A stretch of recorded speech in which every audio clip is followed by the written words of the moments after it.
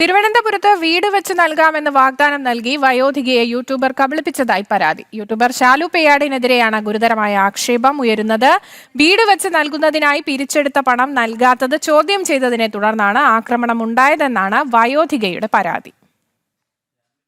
Social മീഡിയയിലെ വൈറലായ ഫോട്ടോഗ്രാഫറും ബ്ലോഗറുമായ ശാലു പേയാടിനെതിരെയാണ് വയോധികയുടെ പരാതി.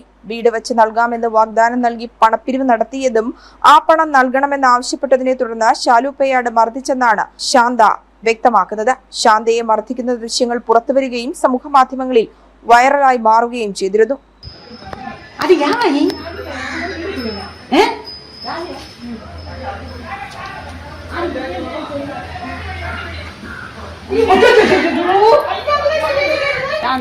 അമ്മക്ക് തള്ളിയിട്ട് അടിക്കണം എല്ലാരും കൂടെ ഇട്ട് ചവിട്ടി നോക്ക്. ശാലു പേയുടെ കൂടെ അവരിട്ട് തള്ളി അവരെ ഇട്ട് കൊല്ലണ്. എന്തിനാൾക്കൂട്ടം അവർക്ക് വീട്ടിൽ നിന്ന് മാറിക്കൊടുക്കണം. അവരെ വീട് വൃത്തിയായി കഴിഞ്ഞു. അവർക്ക് ചെയ്യാനെന്ന് വെച്ചാൽ ഹിന്ദിക്കാരന്മാരെ കൊണ്ടുവന്ന് അവർക്ക് അവിടെ ഒരു ഹോട്ടൽ തുടങ്ങണം. ഓണത്തിന് അതിനു വേണ്ടി ഞാനെല്ലാം ഇവിടെ സൂപ്പറാക്കി ശരിയാക്കി.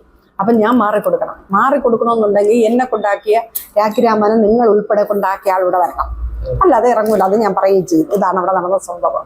റെയിൽവേ സ്റ്റേഷൻ പരിസരത്ത് അലഞ്ഞിരുന്ന ശാന്തയെയും 3 ചെറുമക്കളെയും MLA ബൈജുവിന്റെ നിർദ്ദേശത്തിന്റെ അടിസ്ഥാനത്തിൽ കോൺഗ്രസ് നേതാവും ബ്ലോക്ക് മെമ്പറുമായ അനിതയുടെ വീട്ടിൽ താമസിപ്പിച്ചു വരികയായിരുന്നു. ഇതിനിടയിലാണ് വീട് വെച്ച് നൽകാമെന്ന വാഗ്ദാനം നൽകി ശാലു പേയാട് സമീപിച്ചതെന്നാണ് ശാന്ത കൂട്ടിച്ചേർക്കുന്നത്. കൂടാതെ അനിതയുടെ വീട്ടിൽ നിന്ന് ഇറക്കിവിടാനുള്ള നീക്കവും നടന്നുവെന്നും വയോധിക പറയുന്നു.